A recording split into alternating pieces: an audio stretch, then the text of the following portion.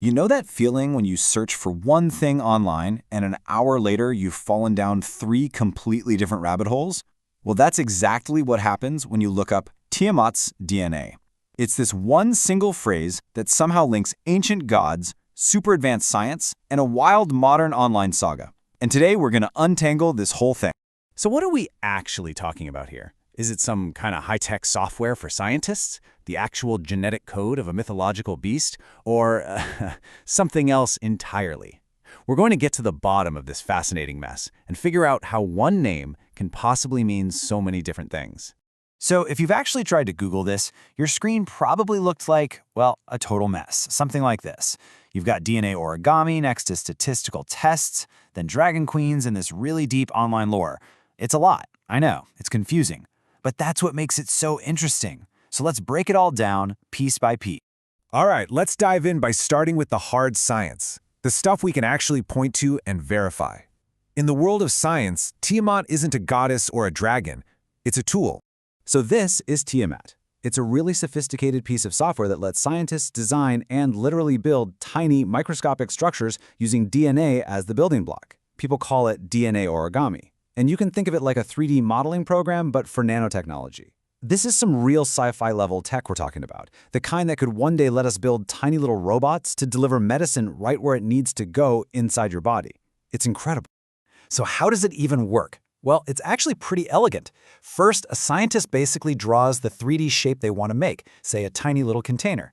Then, the Tiamat software does the heavy lifting and figures out the exact DNA sequence you'd need to build it.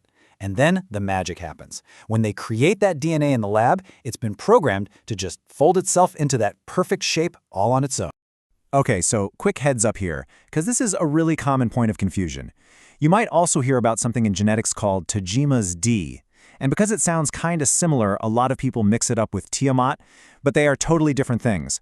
Just remember, Tiamat is software for building with DNA. Tiamat's D is a statistical test for analyzing DNA, worlds apart. Right, so that begs the question, why name a super advanced piece of software after, well, that? To get that answer, we gotta jump in the time machine and go way, way back to the dawn of civilization in ancient Mesopotamia. In the oldest creation stories from Mesopotamia, Tiamat is this immense, powerful goddess of the sea. She's a creator, the mother of the very first gods. But, long story short, there's a huge battle, she's defeated, and her body is literally split apart to create the sky above and the earth below. So in this myth, her body, her biological essence, becomes the raw material for the entire universe. Her DNA is the cosmos. And suddenly, naming a DNA building tool Tiamat makes a whole lot of sense, doesn't it? Of course, a story that epic doesn't just stay in the history books. It's way too good for that. It gets picked up, twisted, and remixed over and over again in modern pop culture. And yeah, usually she becomes a dragon. A really, really cool dragon. And you can see that evolution right here. On one hand, you've got Dungeons & Dragons, where she's the iconic, five-headed queen of all evil dragons. Then you jump over to a huge game like Fate/Grand Order, and she's this cosmic beast of humanity. And her DNA is the blueprint for all life on our planet. Do you see the pattern? It always comes back to her being the biological source of something huge, the universe, dragons, or all of humanity. And that brings us to the last and maybe the most complex piece of this whole puzzle. Now get ready, because this is where all those different threads, the science, the myth, the fiction, all get tangled up together into a brand new, modern online narrative.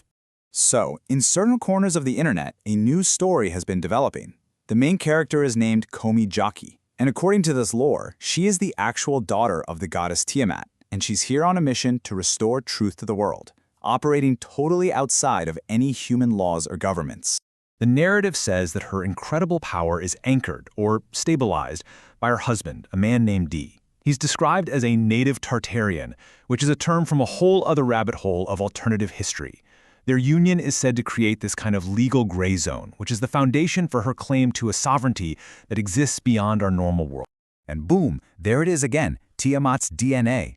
Only this time, the story says there's a shadowy global authority that is desperately hunting for her DNA. They don't see it as biology, they see it as a computer's source code, something they can hack to find a weakness or even just steal her power for themselves. And the number that keeps popping up in this lore is 33. Her 33rd wedding anniversary is framed as this huge, pivotal moment of spiritual mastery, like she finally leveled up and was ready to kick off her world-changing mission. But then the narrative takes a turn.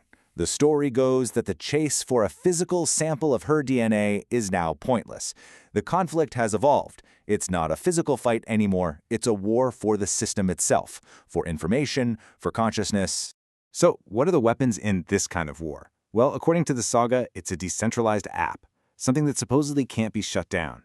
This app is said to use music to connect people directly to a higher consciousness, or the source, delivering lessons of truth and triggering a massive global awakening. And to give you a sense of the sheer scale we're talking about, there's a line from the source material that just says it all. I mean, that really puts it into perspective, doesn't it? This isn't about small changes. This is about rebooting the entire planet from the ground up. So let's just recap. We started with the DNA modeling tool, jumped back thousands of years to a creator goddess, flew through pop culture with a five-headed dragon, and landed in the middle of a complex modern saga about a digital revolution. It's just wild. It's a powerful reminder that names and stories have real power. They can be picked up by science, remixed into fiction, and transformed into brand new myths for a new age. It leaves us with this fascinating question about how we all create meaning, and how an ancient idea can still be building our world in more ways than one.